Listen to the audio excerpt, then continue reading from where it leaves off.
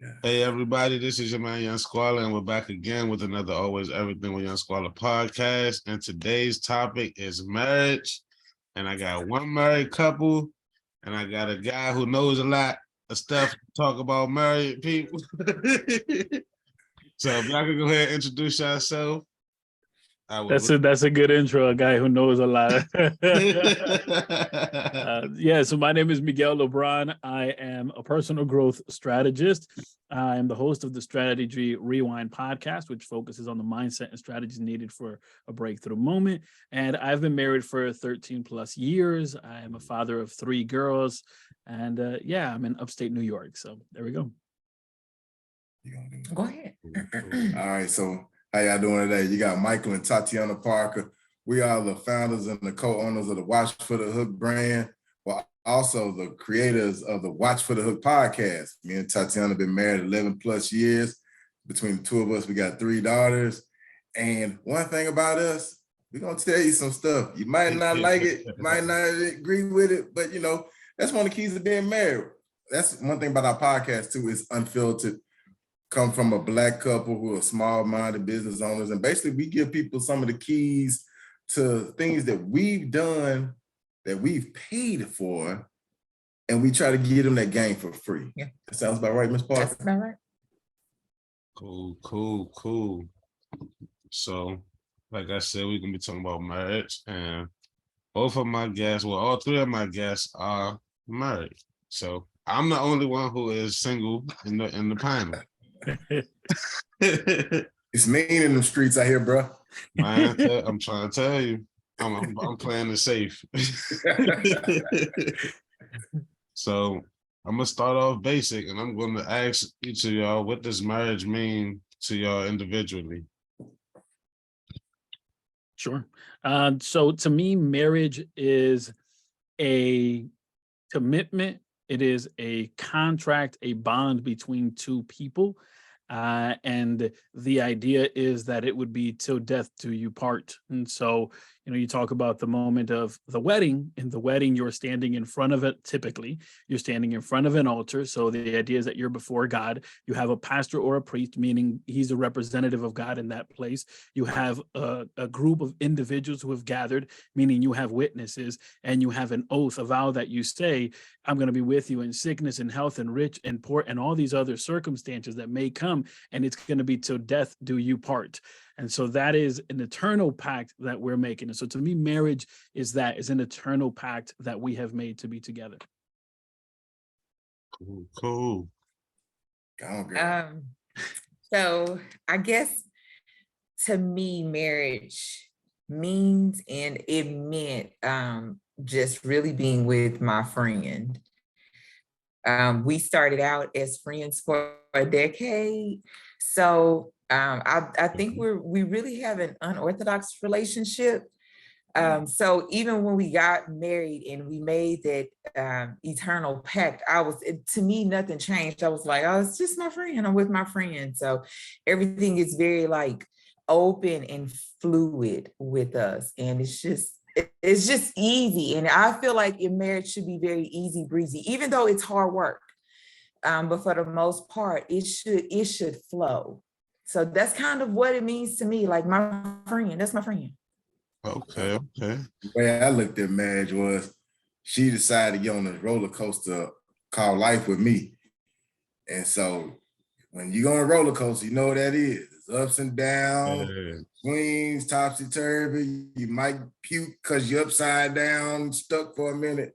But, for me and her, I've always just cherished the fact that I know she was strong enough to get on the ride with me.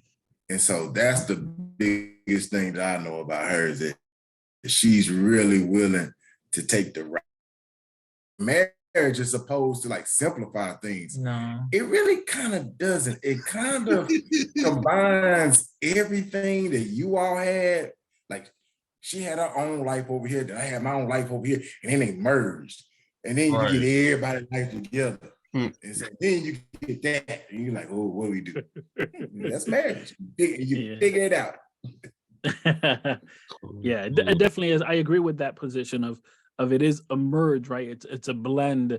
And so in that, and I love the analogy, right? The roller coaster analogy, because the truth is that, well, in these two blended families, these two blended individuals that are coming together, that means that I'm coming with all of my junk and you're coming with all of your junk, and we're going to have some junk to work through, but we've committed to working through it together.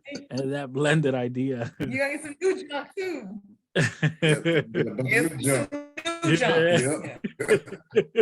So now my next question is, why marriage?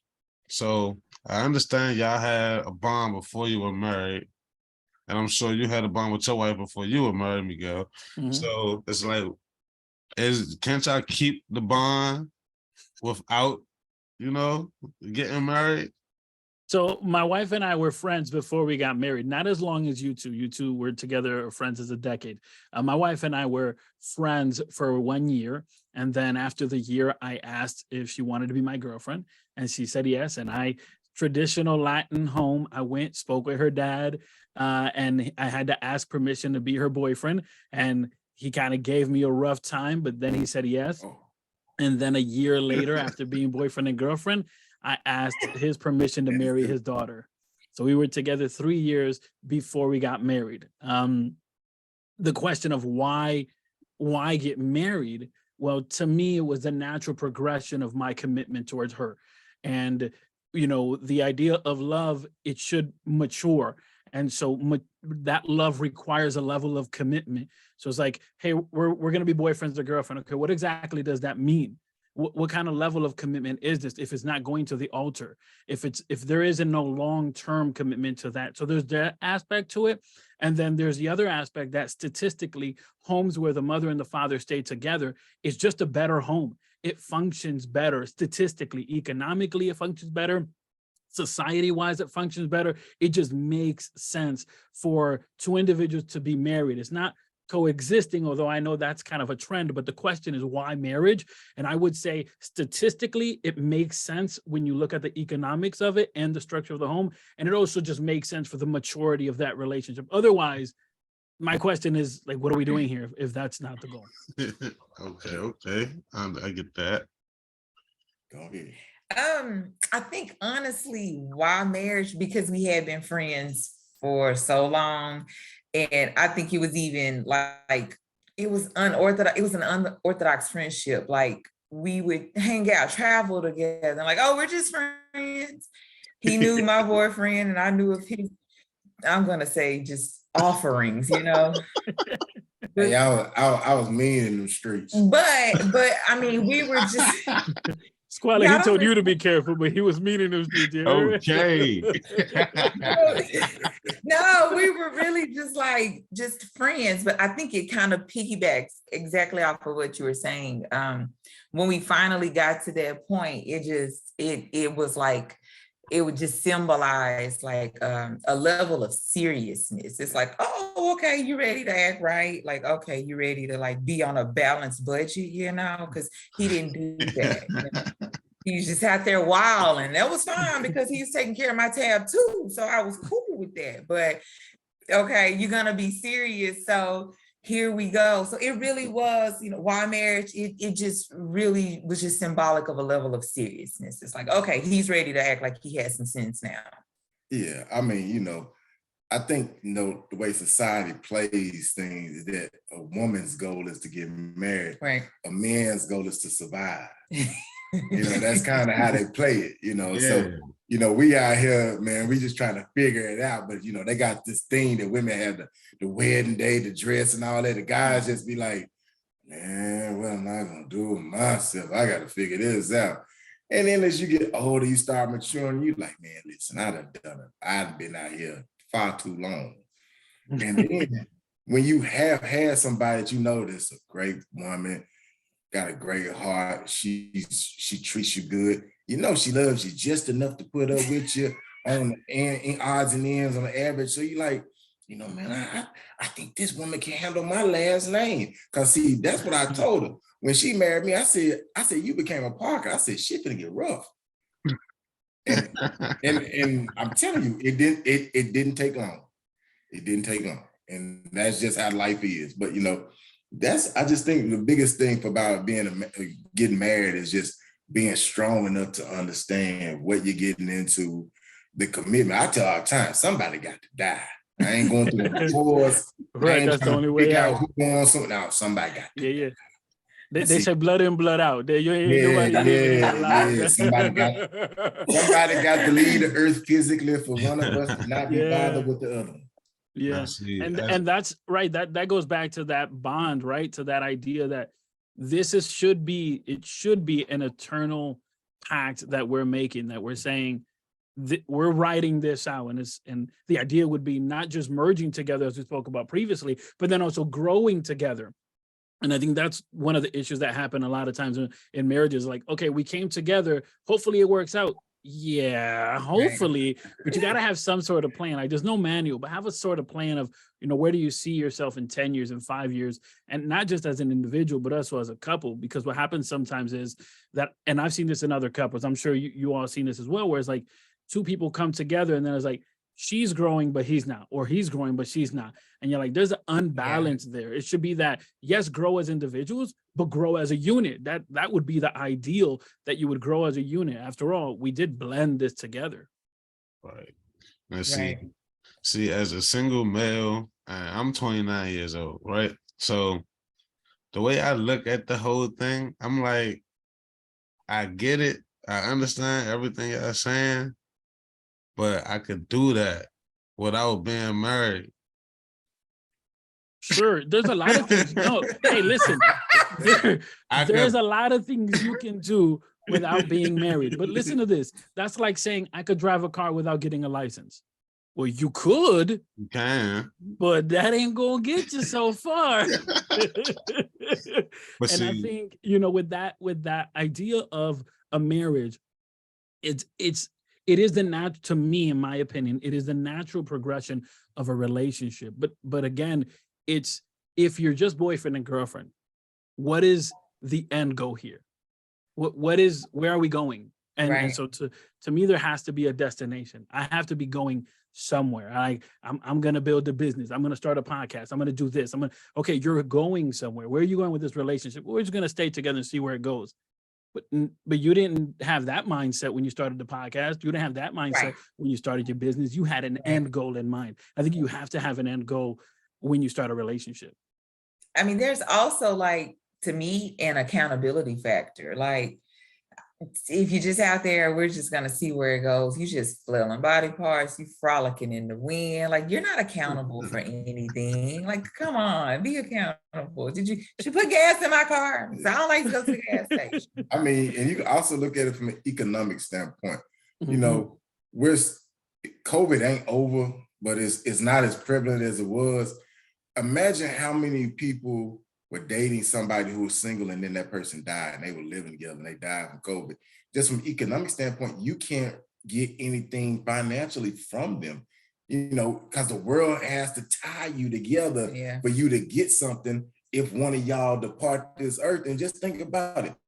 If you boyfriend and girlfriend with this girl for 5 or 6 years and something tragic happened, what happens to the other person that's still around? Like, if you was helping take care of them, or y'all was together in this, but not legally tied, then you ain't really got no rights to if they left something behind. So then money-wise, land-wise, so these are the things that other people take care of. Mm-hmm. Yeah. And that's the good part, right? That's a good point, the legal side. Point. And because, again, economically, culturally, it just makes sense. I think marriage just makes sense, especially, like, for example, I have 3 daughters, and my daughter is 9, 7, and 3, right? And so my oldest daughter, in her classroom, the majority of classmates are individuals, are students who either only live with their mom or live with their grandparents. But I think there's less than a handful who have both mom and dad. And you say, well, I can have a kid and not get married. Well, you could. But then what is it that's committing you long-term for this relationship? And you're like, well, the kid is going to grow up and leave the home. So I mean, I tell my wife all the time, like, my commitment is obviously to be a good father and be the best father I can, but my commitment long-term is to my wife. Why? Because my kids are going to grow up. 9 turns into 19, 19 into 39. Like, they're going to be gone from the house. But with her, I intend on being with her forever. So I better cultivate this relationship and work it. And so relationships, I think, that are together because of the kids, what does that mean for the relationship when the kids grow up and leave? So why can't a relationship have love, have kid, and have love be the motivation to stay together, and not marriage be the motivation to stay together? Hey, that's a good question. But go ahead. I'm sorry. In my Tina Turner voice, what love got to do with it? Yeah, exactly. Love should have everything to do with because Squalla, your question is saying, listen, let's be honest. I know people that are married and not in love. Exactly. Right? And then you know people that's not married and in love. Definitely in love. You know what I'm saying? Sure. But then for the individual who is married and not in love, there is some work that needs to be done, and that should not be neglected, because emotional health, mental health, those are variables. And it's, for me, my background is, my religious belief, like I'm a Christian. And so to me, that plays a factor into being in this eternal commitment with someone. And, what the Bible puts it this simple. The Bible says, he who finds a wife finds a good thing.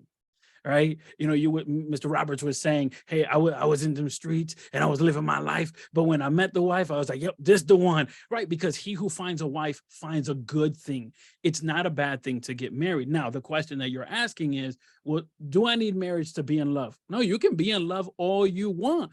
But where is that love going to take you? Like, where is it going to go? It could take you, like, I'm going to say it like this. Like you said, you said that a person who's married and not in love, do you force yourself to be in a situation where you're not happy because you're married? No, but as previously stated, the idea is that I am in love. Here, let me put it this way. When I met my wife for the first time, when I saw her for the first time, to me, I fell in love like as soon as I saw her. I was like, this is the one. And so from the moment we started talking, I was like, I want you to know that I'm going to marry you. And she was like, you ain't going to marry me. That ain't never going to happen. I was like, I'm about to marry you. She was like, my dad ain't going to let you. I was like, hey, don't worry. I'm going to work this out. And so I was committed that was the one. So to me, there was already a commitment level. But of course, there's some legality to it, right? I needed to work up to get to the point, to the altar. Now, just because I can say that I was in love the first time I saw her doesn't mean that I didn't have to work that love. I still had to work it out. I still had to every day recommit. And that's one of the things we see. People go to the altar. You talk about people that are married, but not in love. People go to the altar in love. People make the commitment in love, but then they don't work the love.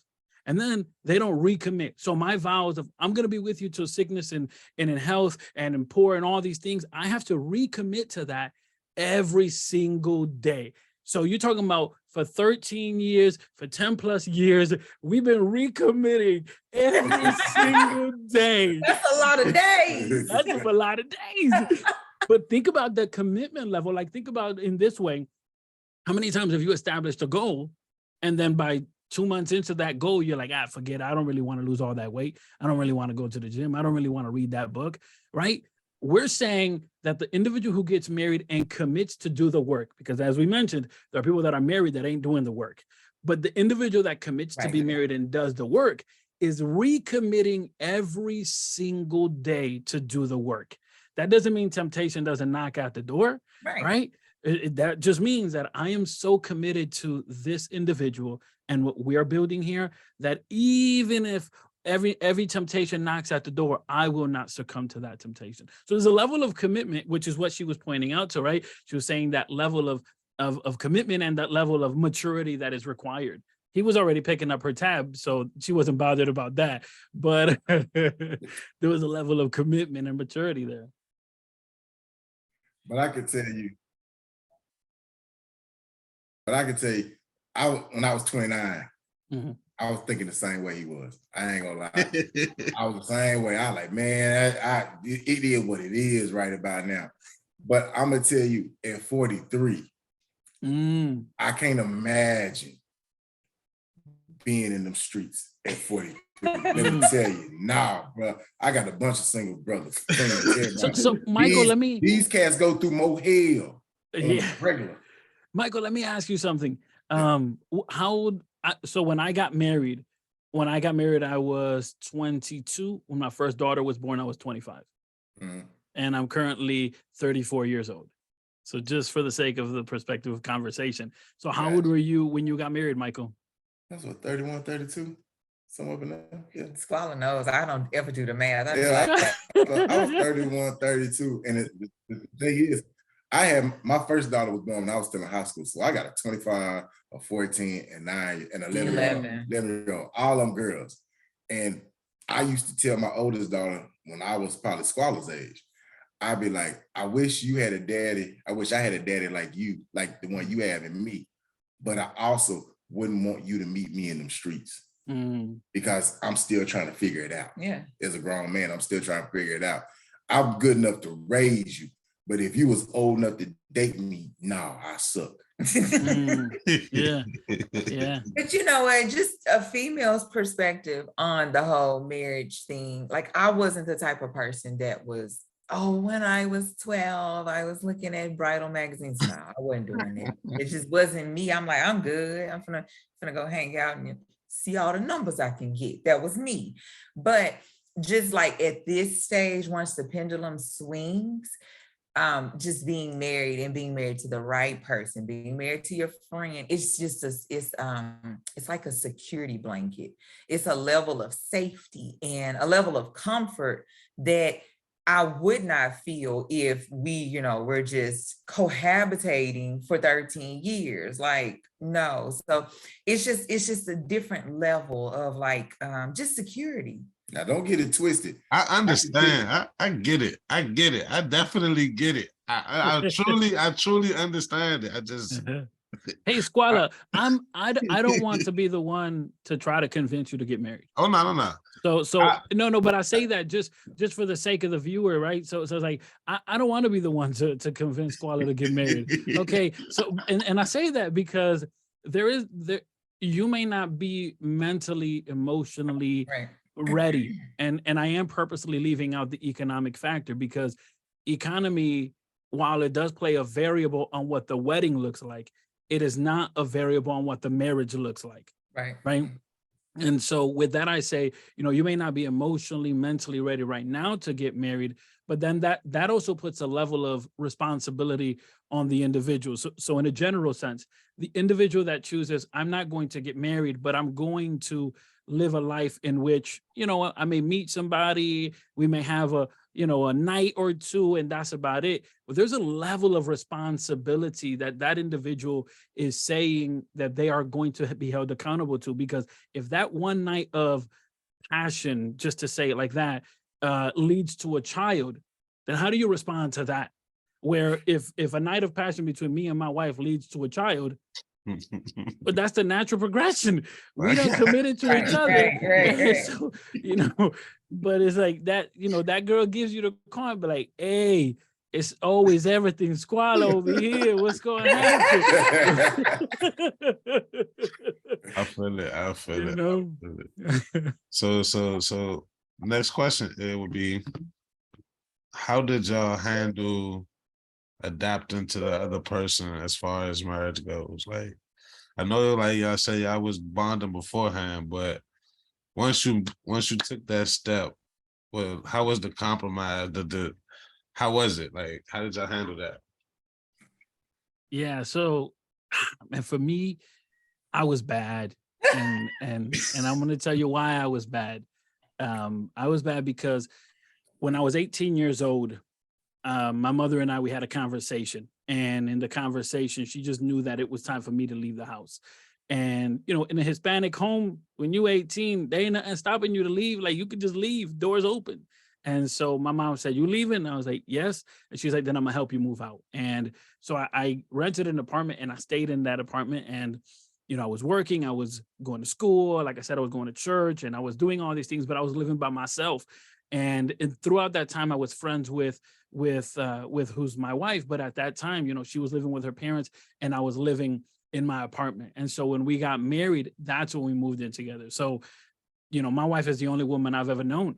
And so when we moved in together, that was the first time that we were ever living with anyone that's not family, you know, or you know, and so that was a difficult transition because I had been living since the age of 18 by myself. So 18, 19, 20, 21, all those years living by myself. And, you know, I would get out of work, I would go home, I would leave my shoes somewhere, my shirt somewhere, my socks another place, dishes everywhere. Like I was 18, just living by myself. So there was no need, you know, for me to take care of anything. So, you know, I remember the first day, like I got out of work, I went home, I was so excited, but like, man, I'm gonna go home. My wife, you know, the idea of me being able to say my wife, and there I walk through the door, I take my shoes off, I leave my shoes there, walk to the living room, leave my socks over there, walk. And she's like, what are you doing? I just finished cleaning. So for me, yes. But for me, she gave me that look. That's the look. I'm having a PTSD. Listen, but for me, that was a growth process. And then not just that little aspect of it, but then the aspect of, well, there's nowhere to go when we have conversations. Like, it's not like we can have, and we were in that 1-bedroom apartment. So it wasn't like, well, I'm going to the next room. We ain't got no other room. It's just a 1-bedroom apartment. Where you going? You know? So it wasn't nowhere to go. And it wasn't, you know, it wasn't call somebody out. There was no out. And so it was working through that conversation, understanding each other's love language, understanding each other's boundaries, and just really getting to know each other. So that, again, for me, that was like that difficult part of navigating through all of that. I'm gonna be like Miguel. I'm gonna say, yeah, real. I ain't, like I said, I'm like you. Only other woman I live with beside my wife was my mama. Mm-hmm. And we waited until we got married and we actually moved in then. And I had never lived with another guy. So I was missing it. I done lived with 3 or 4 different women. I done lived with 3 or 4 different. I done been in some situations. That's why I mean that's why I'm so hesitant. Like, nah. But yeah, go ahead. I know, Squalla, you ain't gonna try to just run that over like you ain't say that. We can get back to that. Squalla said he had some situationships. But yeah, I think even still to this day, I still think I'm learning, you know. Mm-hmm. And another layer added when we started the business, the podcast, the other business we got rolling. I have this saying now, I can piss my wife off professionally and privately in under 2 minutes or less. I mean, and it happens quick. Like, you just don't even realize. I can say one bad word and it's over. Like, damn. Like, damn, what I can't reel it back. I'm like, damn, I should have brought it back. You know, and I be sitting there trying to tell her sometimes, I be like, it ain't, I ain't trying to say it how you hear it. She said, but you said it. I'm like, I'm a guy, you know, we still figuring it out. You said what you said. Okay? I'm still figuring it out. That's how I am. I don't know. I guess for me, it was just, it was a transition because, again, I ain't stay with nobody. And it was a merging of space. I had to remind myself that he was there. Yeah. Like, whole grown human being. Like, you know, he actually needs a drawer because ain't no dudes have no drawers. If you came over, you left. You know, that's how I just moved. Keep it moving. Don't take shoes off. If I bought 5 drawers worth of stuff and I get 1, you know what I'm saying? It was just like little stuff like that. Like little stuff, like little toothpaste stuff. Like, don't leave toothpaste in the sink. Don't leave dishes in the sink overnight. You know, little just tiny stuff. Yeah. The biggest issue with us was just really getting him to like be okay with budgeting. Because he just, you know, he would swear to the high heavens that on a budget. He would swear that, oh, you're trying to control me. And I'm like, no, I'm trying to make sure the lights pay, you know, like. I bought on a budget. I bought on a budget. Not the US budget. I bought on my budget. So it really wasn't bad. It was just like little stuff. Just real little stuff that can, you know, little ants. That kind of stuff. But once you kind of figure out how each other moves, the communication should progress as well. Oh, And if you can't, therapists out there for that, okay? yeah. Don't be afraid to go see one. Talk to one. Yeah, most definitely. Yeah. Because I'm gonna say, like a black man, you know, as just a man, I was just gonna say, as a man in general, when you're born with the hat of a son, and if you got siblings, you're born with the hat of a brother. All those come off top. By the time I was 17, I had a new hat because I was a father. So then that hat got put on the top hat. And then over the years of being a father, being a son, being a brother, and all this, then I became a husband. Then I had to put the husband hat on top of all the mother hats. And sometimes the hats kind of weigh on you, you know. And I just know that just being a husband, a father, a son, and brother, all that, you know, sometimes, and then being married, and then you always gotta know that husband hat got to be the heaviest hat, because that's the hat you took for life. All the other hats were placed on you or something, but that husband hat is that one you got to deal with the rest of them. But, you know, I try to make sure she understands I'm a husband first. Yeah, no, that's a good point. Like my wife and I, several years ago, when my mother passed away, like that was something that I had never lost somebody so meaningful in my life like my mother. And so navigating that was kind of challenging. And it was around that time that my wife was like, hey, let's go to this marriage weekend retreat. And we went to a marriage weekend retreat, and it was great because it allowed a safe space where she and I could dialogue. Not that we didn't have a safe space before, but they provided the tools. And that's the thing. And we talk about, communication, and it's like, sometimes you don't have the tools. And it's an awesome point that Michael brings, is like, you have the hat of a kid, the hat of a son, the hat of a cousin, but that hat of a husband is the one you choose. I love that analogy. I'm gonna keep using that. So, I think that right there, like, there's a level of responsibility. One of the biggest things that I learned from that weekend retreat was, oftentimes it's hard to be able to name the feeling that we're feeling. And so one of the biggest things that I took from there was, well, if you can't say what that feeling is, describe. Is it sweet like honey, or is it bitter, or is it dark, or is it light? Is it like riding a roller coaster, feeling the wind in your hair, or is it like walking in a dingy basement with spider webs all over? Like, describing that emotion so that individual can then understand where you're coming from. And so, yeah, maybe I can't say what it is, but I can tell you how I'm feeling. And that just takes a level of vulnerability. And that also requires a level of commitment, which if I just think that if the individual is not married, well, there's always this out. Yes, easy out. Exactly. There's always that easy out. It's like, well, you know what? It didn't work out. We gave it a good try. 20 years down the road, it didn't work out. It's like, wait a minute. You know how many years is 20 years? That's a whole life. Like 20 years is a long time. That's years. Yeah. To then say, well, I guess it didn't work out. Better luck next time. It's like 20 years. And you got no pain. Yeah, you ain't got nothing. You ain't got no pension. You ain't got nothing. Like you done. You retired. Like to me, that's economically you're screwed. Yeah. That's a long time. And to not try to be the best version, and to not commit all the way, that's where I kind of say, I think it just it's a natural progression. So y'all want to hear about my little situations? Listen. Yeah, situations plural, right? Yeah, that's what I'm saying. So I bet. So there's one video, well, it's 3 videos I got on my YouTube channel. I made a story about that may or may not be about me and somebody, but it's allegedly one story. It's called The Man and the Witch. Yeah, see this face. Yeah, I saw. All right, so I'm gonna summarize that story. So basically, there was a man and there was a witch, and they thought that they liked each other, and then they started fighting. Like she want to beat him up all the time. But the man was retarded. He never left her. He stayed there like an idiot. So they end up living together with her and her 4 kids and her mother and her father. And her 3 sisters was dead too.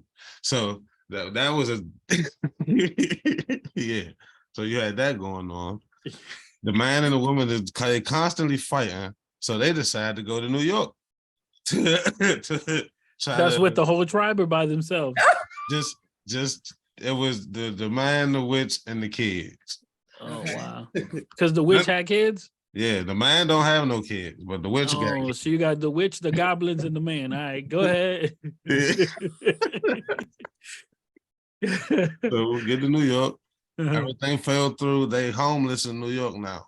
Oh wow! Like 2 weeks in the homeless shelter. It's crazy. And then they barely let the man come in the homeless shelter. And you know, half of the reasons because they wasn't married. So you know, the man and the witch, they tried to solve that problem. They tried to go to justice of peace. Hey, you're right there. That's not a good reason to get married. You see? Why'd you get married? Because I didn't want to be homeless. Like, that's not a good reason. That doesn't work. No. So then you got that situation. It didn't end well. It ended on Thanksgiving. She stole the turkey and the liquor and took it to her baby father's house and left the kids with the man. Oh, wow. And let me tell you something. That's a good man that's still with them kids on Thanksgiving, knowing that they wasn't his. That's a good man. Goodness gracious. A crazy man. That's a lot to take in right there. I'm just kind of like, wait, what? I was just thinking, if that man would have got married to that, to the No. You see? No. Listen, I think here's what I think. I think there has to be a level of why there has to be making a face. Sorry, I was stuck for a moment. I think there has to be a level of criteria in which you say, okay, here's what I want in a person, you know, and it's easy to say, well, I want somebody to be beautiful. Well, okay, fine. Beauty is subjective, right? You know, so you kind of have to look beyond that a little bit. Obviously, there's going to be some attractive factors, but nevertheless, you know, you look at and you have these criterias. And to me personally, this is just me personally. I was a young guy. I was going to church. I was living with my parents, and I was living by myself. And I was just going to church, going to school, going home, going to work. Like I wasn't engaging in another relationship. And there were females that did want to engage in a relationship with me, and some of those females had children. And my thought process was like, and this is just my thought process. My thought process was, I ain't got no kids. I ain't going to raise yours. That's my thought process. And let me just say that I was raised by a mom and a stepfather. So it's not like I don't come from a home that has a stepfather. Like, by the time I was 2, my mom and my dad had divorced. So I had a stepfather. So, but I was like, yeah, no, I don't want nobody else's kids. I want my own kids. That's just me. Right. That's just me. I'm saying the criteria that I set up for myself. I'm sure the man feels that way now. Yeah, and hey, the man had to do a whole lot of razzle dazzle to feel that way. But so I think you have to set your criteria of saying. I think you have to set your criteria of saying, here's my things that I need or want in a relationship. Yeah, man. I think you have to set your criteria, but I also think you gotta it's gotta be a smidge more than I think I like her. Like, do you like me? Circle yes or no. It has to be more than that. And that situationship gave me a little bit of 4th grade passing notes type action. Like, hey, the man was walking in New York with a little rose talking about she loved me not. She loved me, she loved me not. The man was in New York panhandling on the train, trying to get food to feed kids that wasn't his. Yeah, that's a situation right there. He out the OG Bobby Johnson. Man. He's not that bad, okay? No, it was crazy. I think you really have to it goes back to that seriousness and that commitment. Like it's gotta be a little bit more than I just like her. Like that last song in the club when libations have been flowing, it's gotta be just a little bit more. You know? And the thing is, don't help. Yeah. Oh, the man in that situation, they were together for a total of 2.5 years. No way, my guy. No way. Constantly fighting. Yeah. There were good times, but then there were. That's toxic. It is. That's toxic. It is very toxic. 2.5 years of that. No. So you think about this. think about this. That's 2.5 years that, you know, you can say, well, at least I got an experience. My guy, you could get this experience watching a movie. Like, you don't need to live. You know the worst part about it? The worst part about it is, I'm sure that the youngest kid, I'm pretty sure they believe that the man is their father that left. Yeah. And that's the thing. Like, think about all that. Just so it's a domino effect, right? And the moment you know, in a general sense, I'm trying to be general and not specific to anyone, but it's like, you know, in a general sense, because I know individuals that have faced the same situation. It's like, in a general sense, it's, you don't realize the danger that you're doing to yourself emotionally, mentally, economically, and spiritually. You don't realize the burden that you're creating for yourself. And then the innocent bystanders of those children that have already lost one dad. Yes. Maybe there was 3 more dads before you that came around. We don't know. They all have different fathers. Yeah. So it's like, you know, those are the circumstances. A lot of mileage on this. Yeah. And so, you know, and so what I want, so my point is, there has to be, so number one, you have to be clear on what your values are. Like, I want a wife that does this, that is this way, that is that way. But then at the same time, you be able to express those values, because you can't, there's no way to put an expectation on someone when you haven't had a dialogue. And there's also no way to inspect what you don't expect, right? So I expect that the conversations in my marriage and with my wife are transparent, are fluent. Well, how does that happen? Because I inspect it, I go back to it, I review it. And the same thing, like, if you want to go into a relationship, I would say, you know, have what your expectations are. Like, okay, well, for me personally, I was like, I don't want someone who maybe doesn't share the same faith as me, because I know that would be a conflict of interest. I want someone who is in the same city as me, is in the same state as me, because I don't want a long-term relationship. Somebody who's goal-oriented, somebody who's honest, who's trustworthy, that loves their family, that loves community. And so I was able to build this profile that was my wife. And, you know, it's funny because initially my desire was to have a wife that was short, because I'm like 5'4", and everybody, all the women in my family were like 5'2", 5'3". So I was like, yeah, I want somebody I can see eye level. But my wife is almost 6 foot tall. And so that, yeah. Oh yeah. So that's about the only thing. But you know what? I was willing to bend on that, because everything else, I was like, no, this right here, this is too good to pass by. Because again, he who finds a wife finds a good thing. What happens, I think, oftentimes, and I think this happens on both sides, where it's like, you put these expectations, you don't communicate these expectations, then you get mad because the person didn't fulfill the expectations that you never communicated. It's like, who are you holding accountable? But you have to have the tools to be able to put that plan in action, like, or at least be willing, you know, and recognize that you don't have it. So you're going to work to get it. It has to be some effort, but don't just be doing stuff because you're bored. Like, no seat fillers here, no seat fillers. Like, yeah, that's a good one. And so here's another thing, like, in a general sense, when we talk about accomplishing a goal, most often when we talk about accomplishing a goal, people say, what do I have to do to accomplish that goal? I think the appropriate question would be, who do I have to become to accomplish that goal?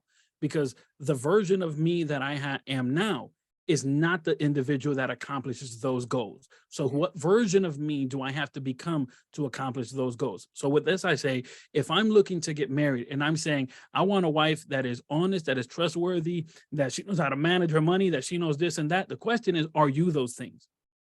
Because a woman like that, if you ain't those things, she ain't looking for you. Or you better at least be willing to become willing. that. Like Michael right here, he hit the lottery. He ain't messing nothing up. He hit the lottery. He good to go. Right? Hey, she hit the lottery. Right. She hit the lottery. That's right. She hit the lottery. Because I'm gonna tell you, and I tell this crazy story all the time. So I met my wife, which was 20 years ago last October. I met her in a setting I normally don't go to. She was at my alma mater's homecoming with her cousin. And so I just happened to go because my cousin was dating her cousin back in the Gap. And he talked me into going. I normally don't go to that. I'm normally in the wind somewhere else. And I'm up here at the concert. off that end in a bumblebee academic suit, bright yellow. Ooh, I was that dude. And so I saw her, and I told Kim, I said, hey man, tell you girl, I'm gonna holler at cousin later. But I tell her, I normally would not have been there if he hadn't begged me or dragged me there. And that's why I say our whole interaction meeting it's always been just this. That's fate right there. Yeah. That's providence, right? That's fate like, right there for real. Yeah, so you and so yeah, Squalla, I would say that there has to be a level of communication, expectation, and then again, become that person that attracts that person, because nobody's gonna look for someone less than. They're either gonna be equal or greater. You're not gonna shoot down. Like you're either gonna shoot your shot up or somebody that's in the same wavelength. And so now you would have to think, okay, the type of woman that I want to attract looks like this. Is she going to look my way if she was standing right in front of me? Or who do I have to become? What version of me, not faking and trying to imitate somebody else, but what version of me do I have to bring to life in order to attract that person or accomplish that particular goal or achieve anything that I want to achieve? Definitely. So to my married people, what is your biggest struggle being married?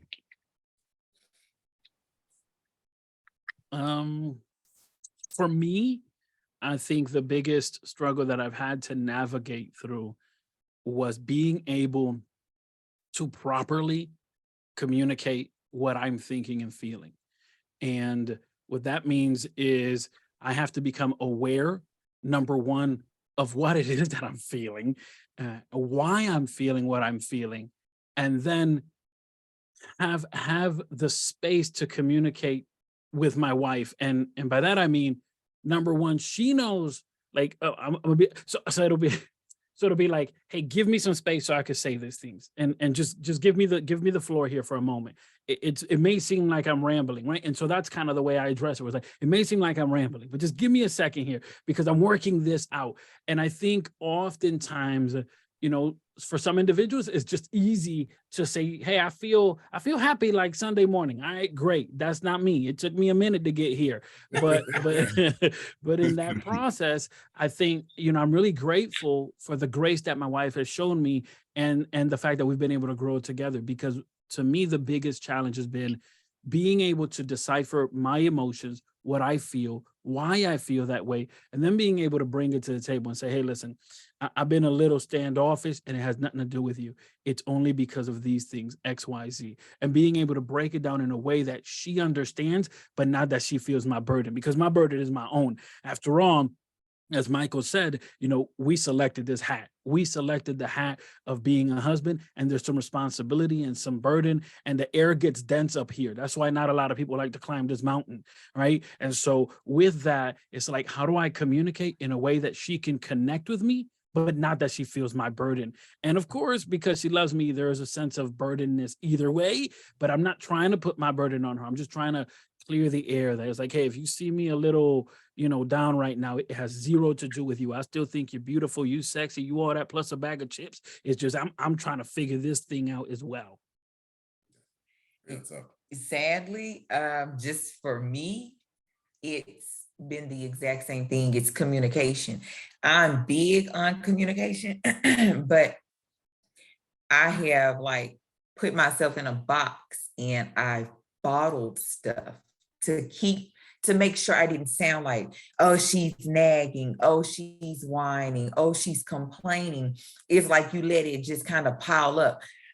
So it's more or less now like just communicating and conveying that info to him before you get to that bubble effect, where if I had come to you 2-3 days sooner, I could have talked to you like this and been more, verbally expressive, more of, hey, when you said that, it kind of made me feel like, and I didn't like that because, and I really would like for you not to do it again. If you really do feel like that, can you choose some different words to maybe, bring it back to me differently, versus waiting a week. And now is, you always doing stupid. And now I'm clapping, pointing my finger, and I'm yelling. So she snitching on me. She telling on me. So earlier today, I said the C word to her. You know what the C word is? What is the C like word? you're complaining. And I already know it's a trigger word for her. And it slipped past my mouth before I even pull it back. So I wasn't meaning she was complaining. I just was like, it hit me. She hit me with the hook and I wasn't prepared for the hook. And so I was stumbling trying to get a word out. And before I knew it, complaining flew out of my mouth. But I did apologize to her for saying that she was complaining. That's a good man right there. Yeah, see, thank you. Give me a little help on that. Give me a little That's help. a good man. That's a good man. So, That's a good man. I get that. For me, as being a dude that was raised by a single woman who helped raise his younger brother, you had to be tough. I wasn't no street kid, but I was in the streets. You see what I'm saying? And so we know vulnerability gets you hurt. And so I can count on not too many how many people I've ever been vulnerable with in my life. But she's the one I'm going to be vulnerable with the most because that's my wife. And it hurts when she hits me. Not physically. Figuratively. With them words. When she hit me, and then my mind said, I ain't no punk now. I gotta stand up for myself. So that's been the hardest thing for me over the years, just communicate to her. Communication. And communicate softly. Because I'm a effective communication, active listening. It goes. Yeah, I'm a dude. You know, man. We pop when we pop top. It pops. Then you can't reel it back. But then don't let her fool you. She popped with the best of them. So don't get it twisted now. I married somebody I knew that could, like I say, could go along with the ride. When the ride get bumpy, she big enough to bump back. I get that. But I also understand she's also strong enough to stay on the ride with me. And so communication, I think, man, that's 99% of most people's problem is just communication. And it's effective. And like you said, that's a tool. That's a tool. I wasn't taught the tool. Ain't nobody told me how to effectively communicate with women. My father never said nothing. My uncle, who was a CC, halfway told me something. He just like, man, you married her, hang in there. That was it. That's about all I got from that about it. After the rest of this, I done learned on the fly. So Mr. Squalla, you can as you can see, the common thread here is communication, effective communication, active listening, just getting in front of bombs, just and avoid the women with 4 kids. I'm just gonna say take that. Yeah, for real though. You agreed? I just knew you were not gonna agree. Yeah. She be telling me stop talking about her on this podcast. Allegedly, because we don't know if the story is about you. Allegedly. Yeah, allegedly. Okay. I got a lot of stories about it. I can tell you that was the summary. Hey, if that was the synopsis, that's a 3-part episode, my guy. It is. Okay. No, but yeah, it's like, so communication. So how do you effectively communicate with a person who wants to fight? Like so that's their love language. No, that ain't nobody's love language. No, that's it. So I'm gonna give you another story about the man and the witch. Well, hold on before you go into your 3-part series here, because he about to go into a Netflix special. Hold on for a minute. I need the script. Hold on for a minute. I can tell you, it should be a movie. The fighting, rather it be physically or verbally, is not a love language. The hitting oneself, because that's another thing. I know couples that get married and what they do is that they suppress, so they hit themselves or they somehow harm themselves. Like, that's not a love language. A love language is words of affirmation. A love language is deeds of action. Right. So that, hey, the only way I could tell you I love you is if I give you a black eye. Otherwise, I don't love you. Like, then don't love me at all. Leave me alone. At all. Love me from a distance. Okay. Not even. Who like another planet. They just want to fight all the time. Well, but it goes back to the point that we're saying, that point of communication. And, Michael brought something that I thought was really good, because Michael, he said that he was raised by his mother, his single mother. And of course, he had to take that responsibility as an older brother. My background is that my mother was divorced by the time I was 2. And so she remarried. And so, when you think about that, it's like the level of example that's there.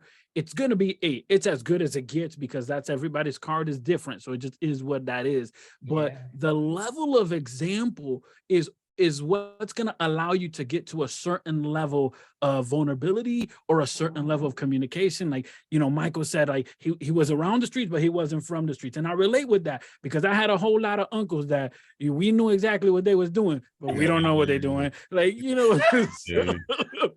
so what I'm saying, Squalla, is when you engage in a relationship with an individual, know that mess, that junk that we referred to earlier that they're bringing is either the lack of communication or comprehension or emotional intelligence that they have, which was what they saw in their household. Now, think about this. If it's a household with only one mom, there's a level of challenges there. If it's a household with only one dad, there's a level of challenges there. If it's a blended home with 75 different kids from 47 different people, that's a level of challenges there. And so you are taking on all of that. This is why communication needs to be, it's the A and it's the Z and all the other letters in between.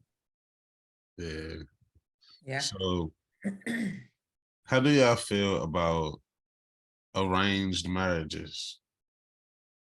Nah. I mean, I've never been a part of one, so I don't know that I have an opinion. Like, it's like, so I know people that certain cultures they do that. Like they pick their mate from when they're a kid, and then they do it. They be together for a long time. Sometimes. Yeah, I know individuals. I'm sorry, go ahead. Oh no, I was just gonna say I just think like in this day, arranged marriage would probably equate to a bunch of sneaky links. Like, if I'm gonna have to check a box and do it, then. But I mean, I'm gonna do me. Yeah. Later. So I know people that it wasn't arranged in that they were in the arrangement, because typically when you talk about those cultural differences, the kids, even though they're kids and they don't comprehend it, they're somewhat within the arrangement. Like they understand this is the one I'm going to be with forever. But so I know individuals whom they weren't in the arrangement, but their parents was like, we got to keep these two together. And their family was like, we got to keep these two together. And that marriage ended up in divorce after having a few kids and a few years together, because ultimately it just, they just weren't willing to do the work. They were totally different people from different planets, and they weren't willing. And I say they weren't willing to put the work because oftentimes people say, well, we were just not compatible. Listen, I ain't compatible with nobody. I'm a one of one. You know what I mean? I ain't compatible with nobody. So when my wife said, I'm gonna get with you, she knew, hey, we gonna have to just build the puzzle that has never been built before, because you're a one of one, I'm a one of one. So you're not compatible with nobody, I'm not compatible with nobody. So we gonna work this out. And so those people just weren't, willing to put in the work. Miguel, like me, Miguel said God broke the mold when he made me. Yeah. I get it. I hear you. Hey, I'm not rocking that. I'm not rocking the yellow bumblebee suit, but I got something. You know? I've been told it now over 20 years. It only took 20.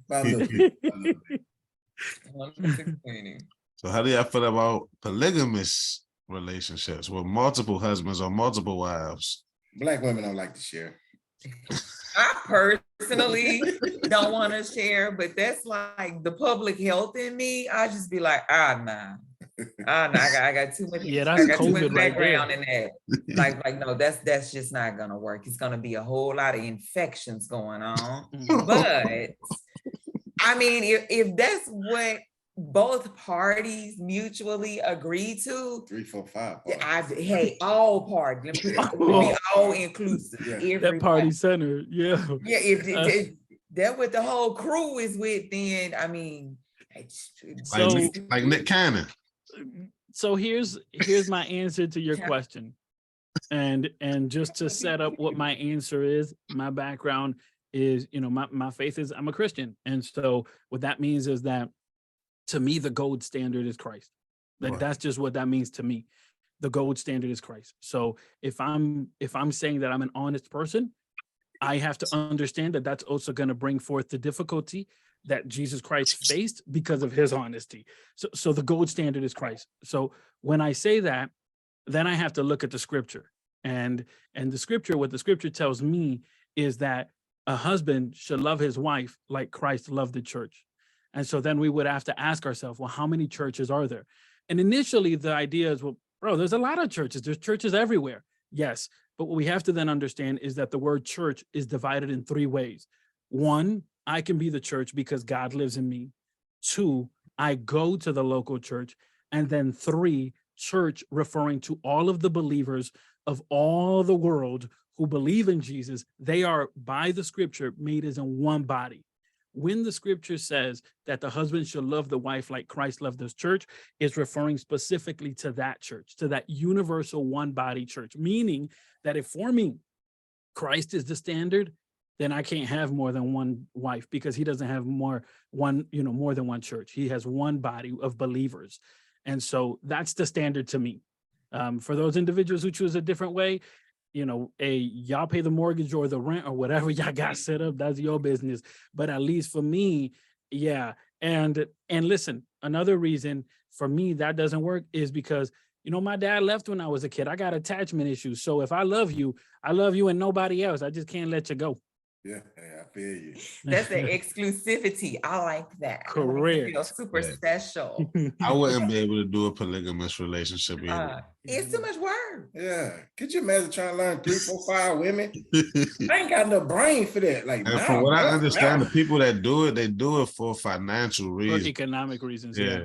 Yeah. But you know what? If in another culture, and you see this a lot with people like Chinese, Japanese, etc., what they do, and even the Hispanic community, I've seen this a whole lot, for economic reasons, in one house, it'll be the mother, the father, the grandkids, the uncle, the aunt, and that economically and structurally for the family, you could have it. Like I remember as a kid, my aunts and uncles, they moved from Puerto Rico to Rochester. I was born in Rochester, New York. And so, they came to Rochester. And I remember as a child in the household, it was my mom, my stepfather, me and my siblings, plus my grandmother and my uncles and my aunts.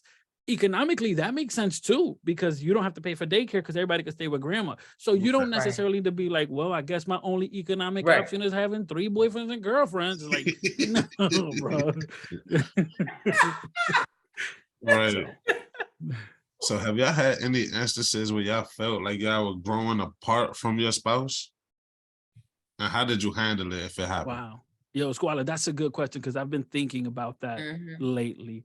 And this goes back to my previous point. Now, my perspective is my perspective. If my wife was here, obviously she would bring her perspective. So we got a couple here. So I really want your perspective on this also, because that brings 2 voices of one marriage. So for me personally, and I've been dialoguing with my wife about this, which is, I think that people say we grew apart. And I don't think it's grew apart. I think it's grew, period, apart. And that sentence may sound the same, but it's not. It's not grew apart, period. It's grew, period, apart, period. What that means is one individual grew and the other individual grew, but they grew in different directions. Right. And there's an issue there because, yeah, you can grow. Fine. You have your goals, you have your desires, your dreams, your aspirations. And I can grow because I have my dreams, my desires, my aspirations. Great. But where is it that we merge that together? Where is it where we dialogue about your goals, your dreams, and how do we bring all of this together? It may be a little challenging to bring it all together because we want to do so many things, but how do we bring it together to be harmonious? You think about, I think about the marriages in Hollywood that say, oh, we just grew apart after 20 years. After how long you been growing apart for? Like, how long you been growing apart for? Yeah, you been growing, she been growing, but you never grew together. And remember, in one garden, you can have a bunch of vegetables that never touch. They all growing, but they're growing apart, separately from each other. The idea here is that the marriage grows together, that we both continue to grow. Again, that's my perspective. I'd love to hear the couple because that brings a more well-rounded perspective. So with that whole grew apart kind of concept, sometimes I think there is some truth to that in some sense, but I also think people can use it as a cop-out or just a quick out. Marriages are like vehicles, probably the world's worst analogy ever, but vehicles need tune-ups and marriages need tune-ups as well.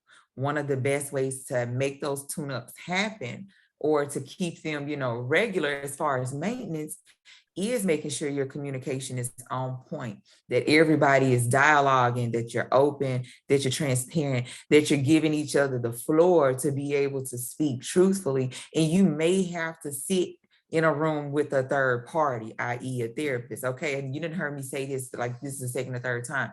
Ain't nothing wrong with that. No. They're there for a reason. They're trained professionals.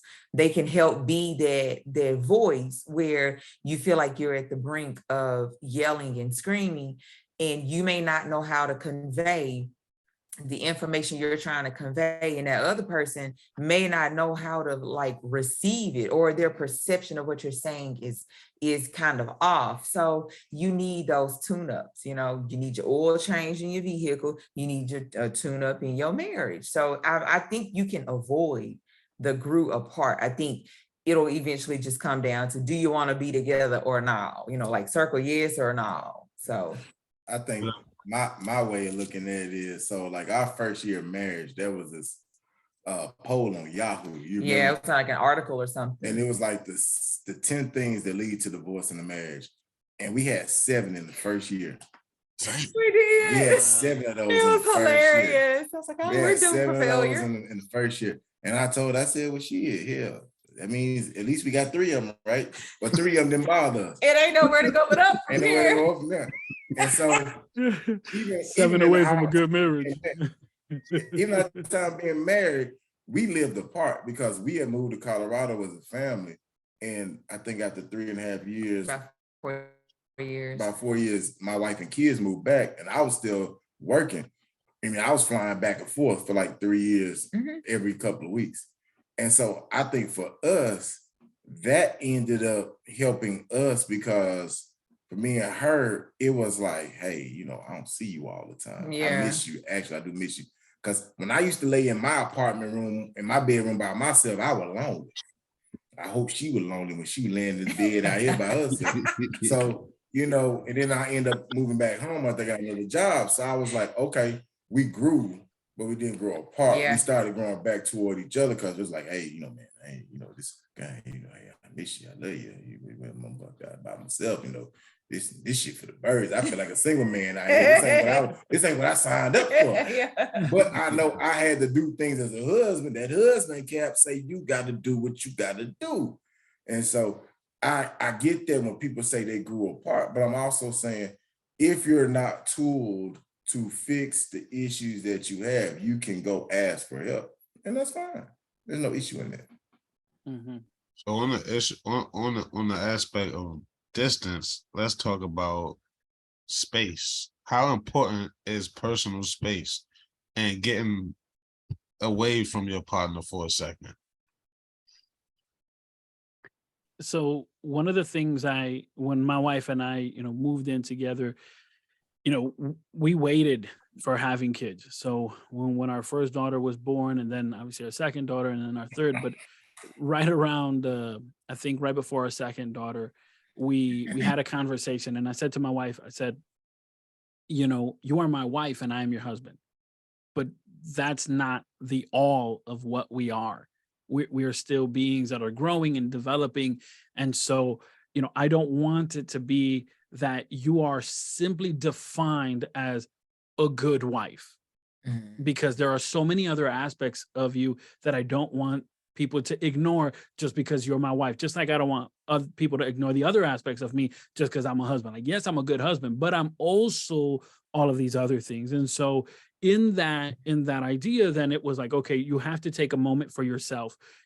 Either that's, going to go do your hair or pedicure, or going to a women's retreat, or whatever it is that's going to help you continue to grow mentally, emotionally, spiritually. Because again, the idea is that we would continue to grow, not that we get together and then we grow stagnant. And it's like, man, they had good potentials, but they never did anything because, well, it's like, at least they're married. It's like, no, that's not the pinnacle, So I think there's room for space that individuality isn't lost. Because after all, I fell in love with that individual. That's the individual that I want. So I want that individual to grow and be the best individual they can ever, because I know that at the end of the day, that individual has committed to be with me and I with her. Yeah. So on my end for space, I'm a person that I like to give my wife space. Do her daughters give her space? That's another issue. So listen, I can leave her alone. I let her do what she do. Her two daughters, would they let her alone? No, I ain't got no control over that. Nah. So that's a whole nother bag of bones over there she got to deal with. So I'm with you, Miguel. I always tell my wife, hey, you need to do something for yourself. Then she'll come back and say, no, I don't feel like it. I just don't want to. I'm like, you lying. You should, but I get it. I'm not gonna keep badgering you by doing something for yourself. Sooner or later, she'll do something, and she'll do it, and I'll be just fine. I'll be like, I told you. See, if you went on did this 6 weeks ago instead of waiting 6 weeks later, you felt better then. But it's crazy because I don't think like just the term space, it can be defined like so many ways in a relationship. Like just for me, space could mean, can I watch my one ratchet reality TV show uninterrupted with my bag of cookies? It could be something so little. It's like it doesn't have to be anything big. And like even with us, as far as our individuality, I just honestly think we have businesses together, but within those businesses, we deal in totally different lanes. So he gets his opportunity to shine and I don't bother it. I'm actually glad you dealing with that piece because I ain't want to fool with it no way. And I get mine. So we have the little pockets, the compartmentalization, we have the lines, and then you have your space right there to still be, an individual. So I'm like, it just flows. Yeah. So with all that being said, are y'all okay with y'all spouse having friends of the opposite sex? Yeah. Who would that? Yeah. Here's how I feel about that. My wife, when I met my wife, although we met at the same church, she was already going to that church before me. And the youth group was about 30 some odd youth. Majority were boys and they were all her friends. Mm-hmm. What happens though is that when we said we were going out, some of those guys didn't want to hang out with her anymore. And so that kind of lets you know why they was hanging out. But nevertheless, once we got married, everybody just kind of, we're still friends, but the level of friendship. And I think, is it okay or am I okay with my wife having a friend of the opposite sex? Sure. But there has to be a distinct line on this friendship because it cannot be that this individual has alternative motives. Right. And then, I don't know if you've seen this movie, but when I saw it, it really irked me. Kevin Hart did a movie, it's on Netflix, where he's the stay-at-home guy and his wife is the one who's working. Oh, that's and her boss was hitting on her and sending her text messages in the middle of the night. I've seen that joint where he ran over the turtle. Man. Yeah, correct. Now, there is a moment where he's calling her out on these text messages and she's like, why are you overreacting? Yep. It's like, and so I went to social media and I read the comments and a lot of people were like, he was overreacting. No. He wasn't overreacting. He was properly reacting. If anything, he was underreacting. Because a guy at the middle of the night, that's your friend, send you a text message that I think is provocative, period, point blank.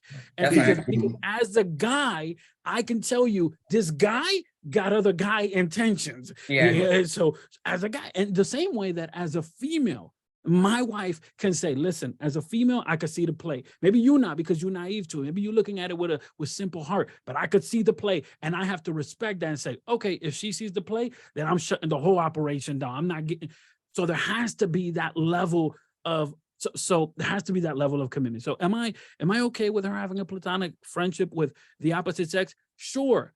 Right. As long as we understand where the line is, and that I ain't going nowhere for the next eternity. Like, so, yeah.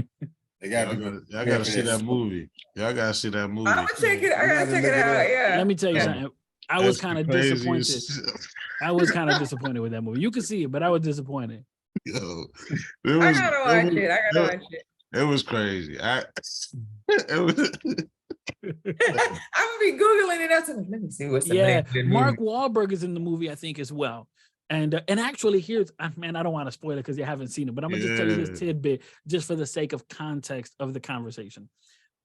Kevin Hart plays this guy who's very toned down and stays at home. Mark Wahlberg is his friend who, when they were friends in college, kind of got him riled up. And so Kevin Hart's character is chill at the house.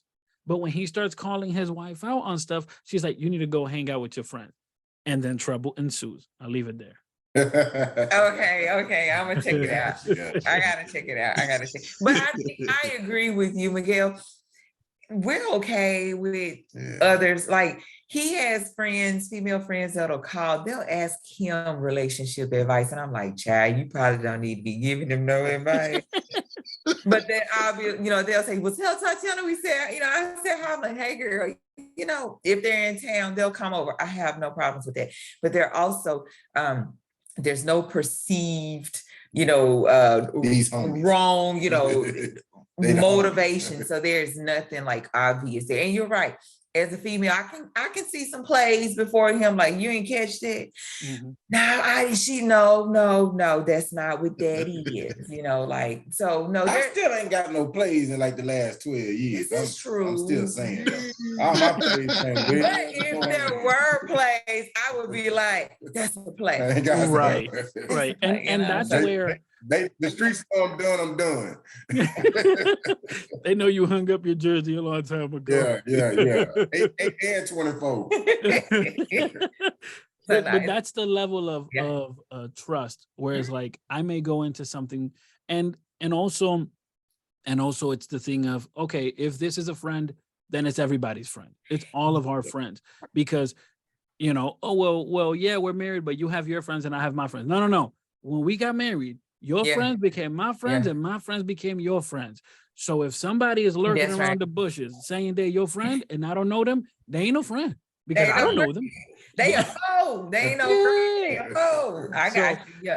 Yeah. So I think those lines, is it possible? Yes. But those lines have to be so clear, and also an awareness of, there's some cultural lines, right? Because, I come from a Latin background, and depending on where you come from, there may be some things that for me are kosher, where for you is like, no, we don't do that over here. And it's like, okay, then I have to respect those lines. But I've known individuals that early on in our relationship, I'll say this, early on in our relationship, we were just boyfriend and girlfriend. But like I said, since the beginning, I told my wife, I'm gonna marry you one day. So here was this individual who was a friend of hers, and he sent her a text message. And I remember getting so bothered, and she was like, oh, you're jealous? And no, I'm not jealous, I'm zealous. And there's a difference, because jealous is that I want you and I don't want nobody to be around you. Right. Zealous is that I want you to be safe because I love you. You see, I'm not taking away your freedom. I just love you so much that I want you to be safe. And in that, you may make a mistake, but I love you so much that I want you to be safe. So I'm gonna come out in the front and say something. And I remember that I said something, and she was like, oh, it's not that. And I'm like, okay, did he send that text to any other girls? No. Okay, then it's what I'm telling you. So, so there has to be that. You, girl. Yeah. 2 a.m. You up? Yeah. Nah, hey, this Miguel. Ain't nobody up. Everybody sleep. Everybody knocked out. So I got 2 more questions for y'all, and these questions are kind of, out there. Not really out there, but out there enough. How do y'all? I'm gonna start with this one. Is sexual compatibility a must to get married or to stay married? So for me, like I said, my wife is the only woman I've ever known, and I'll share this conversation that I had with my wife. I said, we got married and I was 22 years old, and I said, it's interesting. Because I was thinking about this, and this is the conversation I had with my wife. I said, it's interesting because the man that you were with at the age of 22 is not the same man you were with at the age of 33, and it ain't gonna be the same one at 44. And so while she is the only woman I've ever been with, she is not the same woman I started off with, because she has grown and matured. And that doesn't limit itself to just intellectually, spiritually, emotionally. That also overflows into the sexual side of things. And so there's a maturity there. There's a conversation, there's a dialogue that takes place that has to happen, a level of vulnerability, of discovering and kind of just figuring this out. And so that individual that you're with 5 years ago, even though that's the same person, it's an entirely different person, because the likes, the dislikes, the experiences, all of that alters. So I think it plays a part. It definitely, for most people, they would think, and I think it definitely has to be there in the beginning. Now, should you be doing a comparison and a contrast to previous? No, don't do that. Don't do that, because you're gonna be all over the place. Yeah. But just like he said, you know, from one year to the next, things change. Oh, yeah. There's growth, there's maturity. After having a baby, where be it, you know, via, you know, vaginal delivery or C-section. Yeah, my wife had both types. My wife had both types. Yeah, okay. So yeah, stuff changes. Like, and you have to be mature enough to have those conversations, just to kind of, you know, express your thoughts, your feelings, likes, dislikes, any of that. And sometimes it's just a very basic, you know, conversation, just a person understanding that this particular day of the week, I'm just be sleepy. Like, you know. You got to get to the point. I met my wife when she was 19. Now, I ain't going to tell her age right now, but let's just say the 19 her. Hey. And the age her now. No, it ain't the same thing. No. It ain't saying it ain't good. It ain't saying it ain't great. You gotta learn how to modify things. Yeah, things change. Yeah, you gotta modify things. You know what I'm saying? Because let's just be honest, man. I'm in my 40s. I ain't out here trying to be doing too long, too much, too often. I'm happy where I'm at. I'm a good guy. Hey, I learned her body. I know where to get her to where she need to be. Let's just keep it at that. Yeah. The Mercedes whole experience can't happen every day. Nah. Yeah, so I think you know, the core of it really goes back to the commitment and the conversation. Yes, the communication. Yeah, and because you have a commitment, there is a level of conversation that needs to have. Now, I'll tell you this, you know, I've been married, you know, like I said, for 13 plus years, and there's still these awkward moments where we talk about sexuality, where it's like, all right, I want to talk about this, but give me a second to work out how I'm gonna say this. And so that level of awkwardness, I don't know if it ever goes away, but even yeah, you know, but I enjoy those conversations, because it starts off awkward, but then it's almost like a first kiss. It starts off a little awkward. You're not sure if you're doing it right, but then by the end of it, like, oh no, we know where we're going here. And so I think that those conversations are like that. So what do you guys say to people who use sexual compatibility as an excuse for cheating and stepping out on their spouse? What the hell is special compatibility? Sexual compatibility. Yeah. So into special compatibility. Crazy. I just honestly think, let's just be honest, man. Human beings are curious creatures. They made the saying, curiosity killed the cat, for a reason. Every human being is going to have a curiosity about something they like. Now what it is that not everybody, most of society is now saying, oh, he just strayed one time. Oh, he just strayed 2 times. Or he just strayed 3 times. Well, you have to look at life as saying, I understand who I am. That's the first thing. Once you understand who you are, then you'll be comfortable enough to be like, hey, what is for me, and what ain't for me, ain't for me. You know, I like, and it also go back to accountability. Just being yourself and not rolling with whatever you see on anything. You know, we can be swayed easily. But when you can be you, your authentic self, you'll be fine. All that wandering and going off into the woods, thinking the grass green on the other side, man, that shit's astroturf. He always says that. It's astroturf. I'm telling you, all you gonna do is mess your knees up in your career. I think sometimes it's just like a scapegoat. Like if you 364 days in and you saying, oh my God, it's just so bad, I've got to go like try another yogurt flavor or whatever. You knew it was that bad on day 2, 3, 4, or 5. So why did you stay the course? That's one thing that's really not gonna change. Like, I think it's just a cop-out. Like, you was bored and you wanted to get out there for a little while. So just say it. Yeah. And then the sexual compatibility part, it's like, well, you obviously found that person attractive. Otherwise, you would not have engaged in a conversation. Exactly. You wouldn't waste your time. So you found the person attractive. You obviously found them sexy. And then you obviously committed yourself, in this case, into a marriage, which you knew when you were standing at the altar that you were saying, this is forever. Great. So now you engage in, intimacy, and you're like, oh, wait a minute. This ain't what I thought it was going to be. Well, okay. So talk about it. Yeah. Talk about it.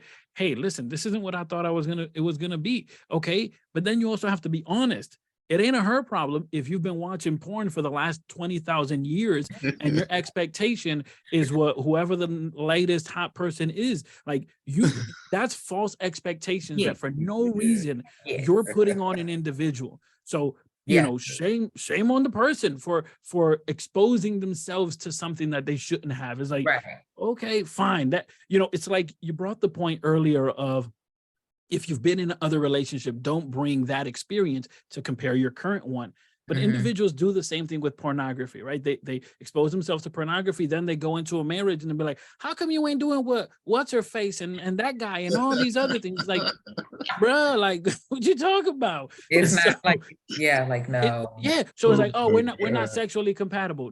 No, bro, you ain't compatible with nobody. Let's start there. That's number one. And number two, stop laying these expectations that nobody's gonna deal with. Nobody is going to be able to live up these expectations because they're unrealistic, and most often they're uncommunicated, right? Most likely she don't know that your search history is dirty. Like that doesn't, so it's like, why are you holding her up to that standard? So I think oh man. So I think when we talk about, the sexual compatibility is like, well, you obviously were compatible emotionally. Right. Otherwise, you would not have said yes. You were compatible physically because you were attracted to them.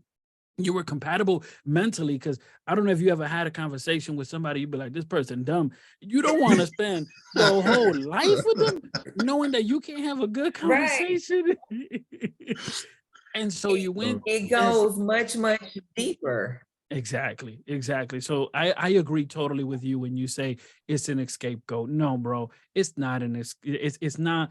Oh, we weren't. No, bro. No, you knew what you were getting into. Your expectations is somewhere else. You probably not wanting to deal with something that's really the issue that's happening here. And instead of actually digging deep and figuring out what's wrong, you're like, I'm gonna go get an annulment. I'm still a couple months in. It's like, no, bro, that ain't it. That ain't it. Like the size doesn't grow. Like what you get is what you get. So you knew that. Yeah. So my father, if that's why she stepped out, you knew that on day 3, and it's day 364. It's not gonna grow. And again, it goes back to the previous point, which is that individual that you're with, is not going to be the same person in 10 years because perspective changes, intellect changes, habits change. And so we often say, well, change is a bad thing, but it's really not, because change is indicative that growth is happening, right? Change should be happening because, man, the way you spoke think about here in this conversation, right? You're saying Michael didn't like to create a budget, but now he missed the budget, man. That's what he do. And so, right. So think about that growth that has happened over the years, right? And so, that's just a basic example where it's like, we're all going to grow. And so the individual that I married and said yes to at the altar, I'm still with that person. Oh, but this version right now is it's amazing what time will do. It's amazing when you give yourself to growth, when you give yourself to actually growing together and exploring life together. It's amazing what will happen. And then in my case, with seeing, my 3 daughters and to be able to raise our children together, and then, having the conversations of how did they do it in your house? How did they do it in your house? All right, we're going to scratch those blueprints are no good. Let's come to the table and figure out what works. That's an amazing, amazing thing. And then to know that my children will grow up, and I pray that they may be people that impact and have, amazing careers, amazing lives, and are honest people and people that do amazing things. But when they have grown up and left the house, the one person that will be there is the one person I started this journey with, Right. and is my wife. And I intend to keep that to the grave. So, the idea of does temptation come? Yeah, temptation comes. It's always going to knock at your door, but you've made a vow. And so to me, I find it difficult when I hear people that say, I'm telling the truth. And it's like, weren't you divorced like 52 times already? Right. Yeah. Oh, you could trust me, but aren't you the guy who, like, what are you talking about? I could trust you. Oh, those, like, so to me, like, I have issue reconciling those things, because it's like, if this is a contract that I signed 13 years ago, and it's like, oh, and he's been faithful to the T to that contract. Oh, so what kind of guy I am. Right. What kind of guy I am. I Now, am. if I had, yeah, exactly. Otherwise, it's like, Sketchy. yeah. Check this out. How do y'all feel about, well, what are your personal opinions on swingers, the married people thing? Hey, the only swinging I do is when I'm on a swing set with my kids. You heard? Only swinging I ever done was in baseball. Yeah. I mean, I personally like 50 Shades of Grey. It's a great movie. I fell asleep on the first one, but I was tired too. Though. I love Mr. Grey. Man, this is great. I've been to a swinger club. It's not a place I would ever take my wife if I had one. Ever. But that goes back to the to what you were mentioning about the having multiple wives or multiple husbands or multiple partners. It's like, well, would you want to put yourself in that predicament where just the exchange of kisses and saliva and all the other COVID and who knows what else is like, nah, you good. Yeah, I don't recommend it for married couple, but like I say, I've seen it. I've been there. I've been to a swing club just so I could say I've been there. Yeah. It was the craziest shit I ever seen in my life. Check the box. Yo, I was and like all the doors are open, you see everything. So it's like, yo, you just see this one guy sitting there holding his wife's hand. And then there's 50 guys on his wife. Like, yo, it's the craziest shit ever. I'm just like bacteria, germ. Well, and not only that, but here's the part that I think about. My wife has trusted me not only with her secrets, not only with her heart, not only with her mind, but she's trusted me with her body. That's right. How irresponsible am I with her body that I am allowing someone else to take advantage of it? Man. And that's the way I view that. It's like, I'm trusting her, like, because for you to be intimate with someone, there is a level of vulnerability. For some people, it's easy to be intimate with anyone because it's easier to do that than to actually talk about your emotions. Right. But there is a level of vulnerability that can't be ignored when two people come together. That moment, when that moment happens, that you're seeing each other in your birthday suit, you're hoping that the person accepts you with all of your wrinkles, with all of the baggages, literally and metaphorically, like and that they're not going to say nothing, and that it's not going to ruin the moment. Right. And that it's like, So for my wife to trust me in that level, and to me, I see it as a violation to that trust. To me, yeah, I just couldn't do that. I mean, that's just like with Mike. I know, he's seen my C-section scars. He cleaned them, So I'm like, I ain't really want to show nobody else my C-section scars. Like, them war wounds. So, and that's a level of vulnerability. That's a level where this is the one person that, I mean, I was in the delivery room, and like I said, my firstborn, she was a natural. It was a natural pregnancy and natural birth, and my firstborn, she was 10 pounds 9 ounces. And a big baby. Oh, that's a big baby. My wife was like, I'm pushing her out. And they're like, no, ma'am, don't do it. She was like, ain't nobody stopping me. She let me tell you something. Birth is the most beautiful, disgusting thing I'd ever seen in my life. And I was there, and I cut the umbilical cord, and I was there for my younger 2 daughters who were C-sections. And it is, the last pregnancy was so intense because not only was she getting, not only was she having birth in a C-section, which was the last, we knew it was the last one, but she was also getting her tubes tied. Oh. And on the operation table, my heart sank when the doctor said, do you want to hold your baby? And I looked to the side, and my wife was gone. And I'm like, I don't know if I have to choose what's happening. And so just thinking about that level of vulnerability, not only in that moment, but the recuperation process. That is so emotional. It can be so dragged out and seem like it's never going to end. And then I'm going to allow another man, that I'm allowing another man. You're okay with it. I'm okay. Yeah. Why? That to me, I don't get it. I don't get it, because it's like, I don't get it either. I don't get it. After seeing what goes on in there, I would never, ever, like, I don't, like, that shit is crazy. I don't see how they can go back. I don't see how they could go back home after that. Like, what? How was the drive home? Like, it's crazy. You started clicking your heels together, like, there's no place like home. There's no place like home. There's sanitizer everywhere. Hey, no, they got a good chef in there, though. I tell you. Oh, wow. There you go. The food was great. They hired like a, do you know they got celebrity chefs? They hire them chefs to go there. Damn. Finger food and never mind. All right. Hey. Yeah. I was stop while I'm here. Hey, yo, I appreciate y'all for coming on. Is anything else y'all want to add?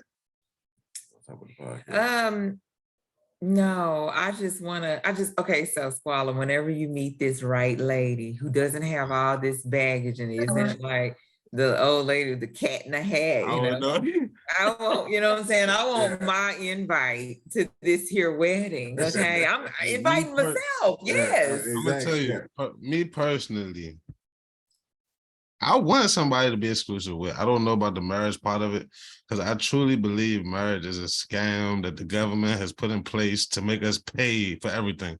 And if you look at marriages, men, if it don't work out, the man is going to lose 100%, or at least 80% of the time.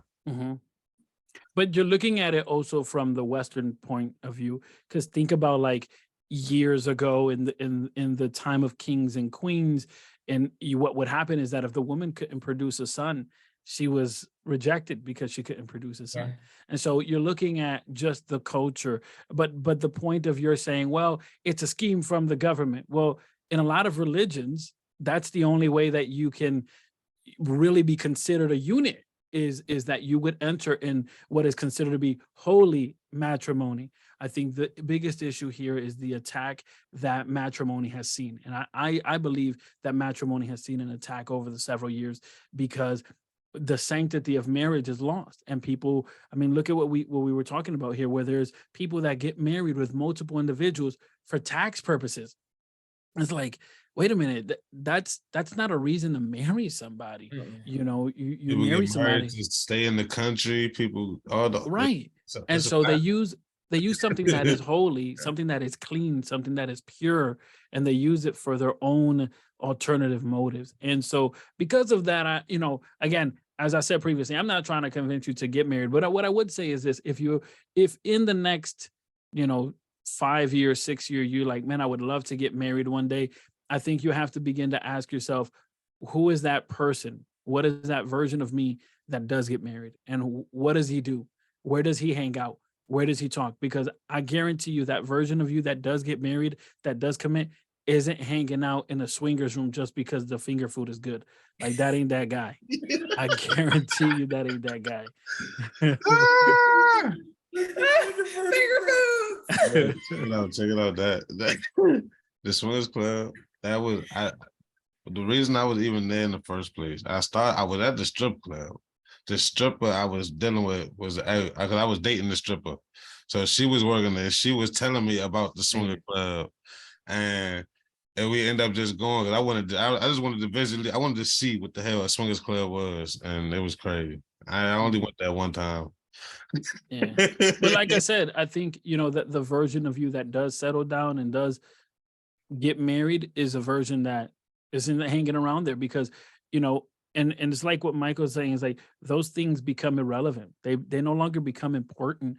And it's like, well, you know, I don't see myself getting married ever. Okay, what about when you're 60 years old? What about when you're 70 years old? Who you gonna be with when you're 80 years old? Like, I'm not gonna live that long, bro. There's people living until 100 years old. With medical science, you can live for a very long time. Squalla, let's assume you don't get married and you live up to be 95 years old. Who's gonna be with you at your deathbed when you're 95 years old? Your mama and your pappy ain't gonna be it, because they're gonna be gone a long time ago. You know, most likely it ain't going to be whoever you think is your best friend, most likely, because they may have gone before you. So you're 95 years old, sitting there or laying there in a bed, probably pooping your pants, hoping, I wish I had somebody that could help me right now. And you don't, because you didn't commit. And that's not me trying to put shame, burden, guilt, or anything like that, because that's actually what's happening in general society. Where there are men and women that are like, I'm never going to get married. Okay, what's 90-year-old you saying right now? You know, marriage can be quite fun with the right individual. With the right individual. I believe that. I believe that. And I'm just gonna say this for people that's single, they putting in way more work God. at being single than we are at being married. I'm telling you. I listen. I'm telling you, I got some homeboys. Man, listen. They didn't take it through there. It ain't about if they going through it, taking through that. It's just in fact when they tell me the shit they gotta juggle, I'm like, dude, you ain't got but 2 hands. Yeah, like, why? It's intense. So your original question, which is there any last comments? My comments are these. I think when we talk about, you know, accomplishing goal, having a good marriage, and that's a good goal. That's a goal you got to commit to long term. You talk about long-term goals, a marriage is a long-term goal.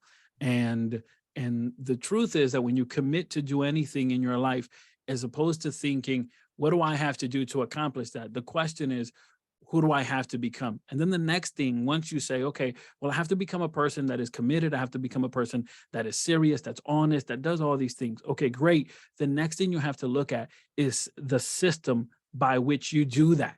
Right? Because if you don't have a system that you implement, like think about this podcast here, right? You have a system. I set up the Zoom, I connect with people, I do this. These are the 1, 2, 3, 4, 5 before it goes live. You have a system. And so when you talk about a marriage, there has to be a system. I'm not saying it has to be robotic. I'm saying there has to be a system that we understand. These are the moments we come to the table. We understand these are the moments we do this, we do that. There has to be a system. And that's not unique to marriage, because whatever you want to do in your life requires a system.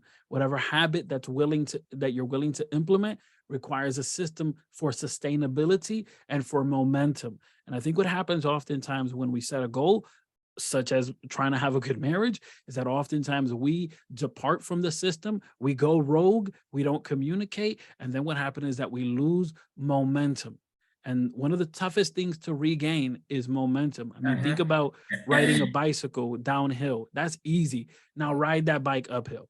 Put in That's work. the Wow. challenge. Yeah. in And there work. are some marriages right now that are riding uphill. They done lost momentum and they're struggling. And I think there are individuals who have had relationships like that. And because of that, they think, well, if that's a relationship, then I don't want to get married. Right. That's one way of thinking about it. Of course, the other way to think about it is you ain't had no long-term plans anyways for this relationship. You just got together because this is the door that opened up. So there has to be that long-term view for your life, for who you want to be. And if you're in a relationship, for where this relationship is going to be 20, 30, 40, 50, 100 years from now. If you live to be 129, is this person the person I'm going to be with? Of course, as I mentioned, they're going to evolve and grow, and so are you. But this is the person, this is the person. Right. Absolutely. So, last question. How do y'all feel about the interview? I mean, not the interview, that's the episode. Yeah, I think the conversation is necessary. We're all here, people of color, and I think in the community of people of color, rather it be Hispanic, Latin, Mexican, African American, whatever it may be. Listen, the truth is, statistically, a lot of our people are not staying married. And I think it's because of a lack of vulnerability and honesty. The conversations like this, and one of the issues that I often have with conversations like this is that people think that to be honest, they have to be vulgar. It's like nobody here has been overly vulgar and descriptive. Right. To have an honest conversation of what is marriage and why marriage may be beneficial long term. And I think these conversations are just necessary. I agree 1000% piggyback off of what you just said. It's conversations that need to happen, that have to happen. They need to be heard. People need to listen. They need to be willing to listen. That's not to say anything we said or Miguel has said should be a blueprint for the next person. No, but it could be a roadmap to, bypassing some obstacles or understanding that you too should put in that effort to stay the course. Like it's not just happening to you. And just because it's happening doesn't mean that it's wrong. So I wish more people would listen and just be transparent and open. And that's how we are. We are very transparent. We are very open, probably sometimes too transparent, but it's just easier, like I don't have to lie. So yeah. I think that one thing people base happiness on is being the key to life. Let's just be honest. Married people, they say till death do us part, all that stuff in between. Your happiness ain't gonna be in the key. How you deal with things is the key. Yeah. Like people say, I just want to be happy. Happy doing what? You want to be happy in the streets? You want to be happy at home? You want to be happy at the strip club? You want to be happy at the ball game? I don't know. But people say, people just say, I just want to be happy. And I think that people get happiness twisted when they're like, oh man, marriage is work. Man, living is work. It is. It is. Let me tell you. Dying is work. Mm-hmm. And people don't even grasp that part. Right. So it's all gonna be work. So at the end of the day, when people think that, oh man, it's just easier being single, like you said, it's a cop-out. It is. Mm-hmm. The hardest thing to do in life is to do exactly what you love. If you love somebody, you'll love them hard. That's it. Definitely. And I appreciate y'all for coming on. Y'all definitely taught me a lot. And I'm definitely taking what y'all said into consideration. No more than 2, Squalla. She can't have no more than 2. You got to bring that number down. Listen, if you ask me, I'm like none at all. Forget that. But I mean, if you come into the table, that's the thing. Like if you come into the table with a child, then you kind of have to change those. There's this movie, and Jerry Maguire is the name of the movie, and there's this scene where Cuba Gooding Jr. looks at Jerry and he's like, listen, you messing with a woman that got kids. She done been already to the fair. She done been on the rides. She already knows what it is. You gotta know what it is. And so it's like, if you're getting involved in that, know that it's not just her, it's her and that baby. Of course, if you Right. bring in a baby to the show as well, then it's like, well, lower your standards a little. You come down right here. Yeah, bring them right down to reality. But It's been a pleasure, though. Hey Miguel, what platforms are you on? We gotta look you up. We already Y'all shout out y'all social media and y'all all y'all stuff anyway. Go for it. Sure. Ladies first. You got it. He's better at it. Mike, pass the mic. All right, so podcast, Watch for the Hook podcast, one on all major platforms. We release every Wednesday. The apparel line, www.watch4thehook.com. Come by, check out our latest apparel. We're on Twitter, YouTube, Instagram, Facebook, TikTok. TikTok is Watch for the Hook brand. We're pretty much everywhere. You type in Watch for the Hook, you'll find us. Cool. Awesome. Yeah. So my podcast is Strategy Rewind. It, like as I mentioned, it focuses on the mindset and strategies necessary for a breakthrough moment for accomplishing your goals and have personal growth. It's available on all streaming audio platforms. Of course, you can also just visit my website, which is miguellebron.com. And there you can find the podcast, articles I've written, videos I've uploaded. So there you can find all those things, miguellebron.com. Cool. I'm gonna put all that in the description of the episode. And I thank y'all again for coming on. I look forward to y'all again. Yeah, thank you. It was a pleasure meeting you, and thank you, Squalla, for having me on the show. Definitely. All right, y'all. Y'all have a great night. Thank you. All right, bye. Bye-bye.